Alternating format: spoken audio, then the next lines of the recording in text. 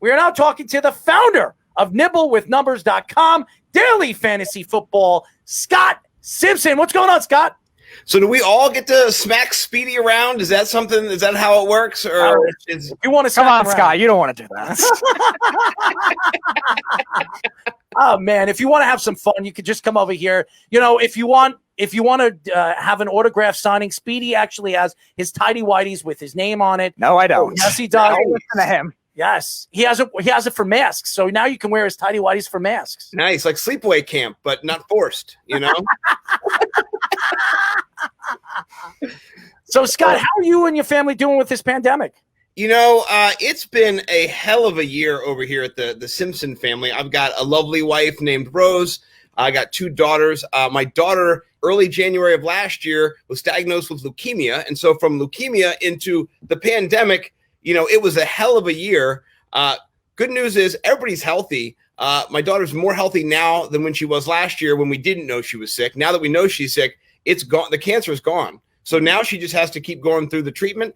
And she's got a 91% survival rate, and she's back to her ornery self. And so, pray that continues. But we're doing well over here, ready to start 2021 with a new, ready-to-go vision. And I'm excited to be on your show and talk football. You're getting me hyped, man, talking about Brady versus Aaron Rodgers. Like, this might be one of the greatest quarterback matchups we had Brady and Manning all the time, and that left and Manning retired. I mean, this is going to be epic. And then we have a young guns, with Patrick Mahomes is cleared. Apparently he's good to go. Him and Josh Allen. So the oldsters versus the young guns, man, this is my second favorite weekend. Last weekend was my favorite just because you got 8 games or maybe even 6 games the first week. I don't know. I love it all. So excited to be here, obviously. Oh, I'm happy that you're here. We are now talking to the founder of NibbleWithNumbers.com, daily fantasy football, Scott Simpson. Scott, tell us a little bit about your company and what made you develop and build a company like Nibbles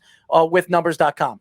So, last year, I'm an educator and I've been an evaluator of new teachers. And I was spending a lot of time last year writing, like 80 hours a week writing for my job, observing teachers, writing about it, formalized reports. It was crushing my soul. So in the middle of October, I just sat down on a Friday night and I love fantasy football so much, and DFS particularly, that I just bought a website. I started writing one night. I called it my shot in the dark. I said, I'm just doing this for me. I said, I'm not getting paid. I am exposing my process for how I do daily fantasy just so I can learn from because life is a turbine, you just keep going and going. And so it was my journal really. And then last year, that was where it started. And then come this year, I'm rolling out 3 podcasts a week. I got a writer, Bo_McBigtime on Twitter. Follow him. He has an 87% head-to-head record this year, which means when he goes up against somebody, and he's beaten me a bunch of times too,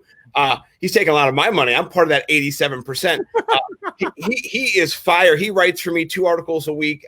Great guy out of California. So, I really didn't see this happening last year. I was just a guy who loved fantasy football. And then fast forward a year, and I'm ready to go into year 2 of this, year 3 really, but year 2 of being trying to do a professional job, not just being a fan, but being a content producer, as we say.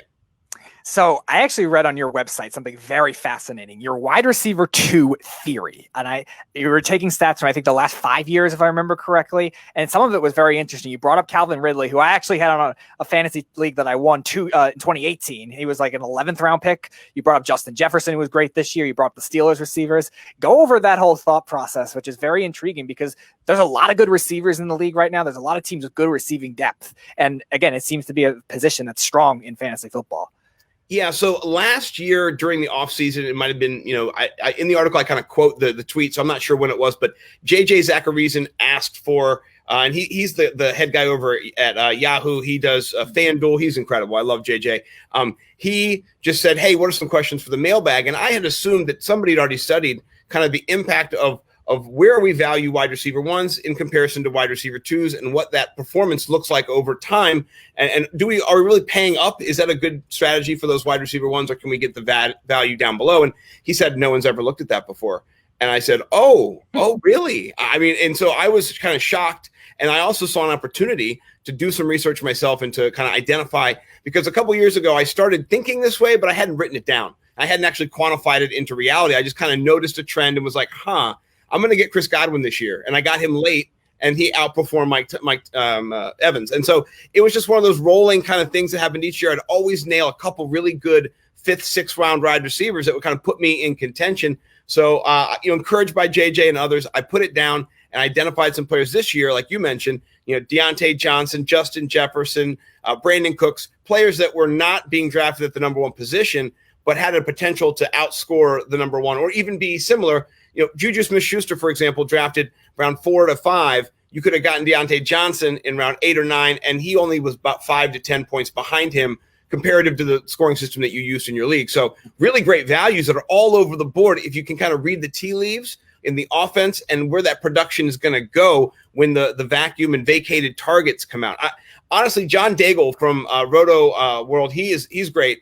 He's not John Daigle on Twitter. He actually, he produces just the data each year of where all those vacated targets are going. So when players move off of teams, where the action is, and what team should see the most regression of targets or the most available targets. So that kind of was the basis for where I looked at the opportunities for players this year. And Stephon Diggs leaving to go to the Buffalo Bills is a huge opportunity for whoever stepped in. I didn't think it was going to be Johnson or BB or any of those guys. They drafted Justin Jefferson in the 1st round to be that. Took him a couple weeks, but man, did he come through. And I loved him this year. I didn't have him on enough teams because I didn't get into the Justin Jefferson early enough, but man, he's incredible. So we are talking to the founder of nibblewithnumbers.com, daily fantasy football, Scott Simpson. Scott, so when you look at fantasy, and fantasy has changed football, it's really changed sports. When you talk about, as a sports fan, we were talking about this on Monday. Now these young kids, they're more of a player fan. They're not a team fan. When we were young guys in the 80s and 90s, we were all about our team. It didn't matter who was on our team. We were a Knicks fan. We were an Islander fan. We were a Jet fan. It doesn't matter how bad they were. We were rooting for the team. Now you have people rooting for Steph Curry. We have people rooting for Justin Jefferson or Russell Wilson. What position really stands out to you in fantasy football where as you're drafting in the 1st, 2nd, and 3rd round, what is that position that you should look for to draft first out of all the other positions? So, I say running back is still king. I mean, if you could get Derrick Henry, Alvin Kamara, Dalvin Cook this year, I think what it comes down to is you need to pick the right RB1 in the 1st round. If you picked Michael Thomas this year as a wide receiver 1, which I did in one of my leagues, you didn't win. You didn't. I did really poorly. I picked Davante Adams in my other league, and I did really well. I made it to the semifinals. So, first 5 picks or so, I do like RB, but after that, I really like a shift in wide receivers. So, Tyreek Hill is in there. I know Diggs is in the conversation, Davante Adams. There's a lot of great wide receivers, and the game is changing. We watched it in the last 5 years go from, there was mostly RB1s and then committees to now it's hard to find a true RB1. The pace of play has been picked up on different offenses. You got to run people consistently in and out. It's not just grind at football. It's awesome, but wide receivers are definitely creeping up on the back end of that 1st round. Don't be surprised if it's not. Normally it's like a 12 team draft. You got 10-2 ratio wide receiver at the end. You don't have a lot. I wouldn't be surprised this year if it's in the 4 or 5 range of some drafts, because you don't want to miss out on Davante Adams. I have him as like my 3rd ranked player overall. Wow. He's ridiculous. He's so much better than anybody else. And I'm scared for Sean Murphy-Bunting or for anybody else who thinks they're going to go up against him this week and kind of feel swole and big. He went up last week against an injured Michael Thomas. We found out, wouldn't even have played. He just wanted to do it for Drew Brees. His ankles are all messed up. So, I don't, Davante Adams, that's the guy I want on my team next year, honestly, out of everybody. It's funny you brought up the early running backs because I actually had the worst luck with that this year with McCaffrey in one league and Saquon in the other. So it had backfired in that case, but I still made the playoffs with Davante Adams, like you were saying, in that one of those leagues. So it's interesting you brought that up. So sticking with the running backs just as a whole, the depth of it, the strategy of it with the running backs, we saw a lot of platoons this year, a lot of teams that they had rookie running backs that kind of emerged later in the season, fringe running backs that we didn't know what they were going to be like. Do you think this year was definitely, in terms of the strategy perspective, one where you really had to pile up the running backs early, not necessarily early in terms of stars, but even in terms of depth? And do you think that would be carrying over into next season, where a lot of the rookie running backs are even getting phased out, not even being first-round picks in the real NFL? Yeah. I mean, I think you saw what happened with CEH when we had an amazing offense that had an opportunity for a starting running back position.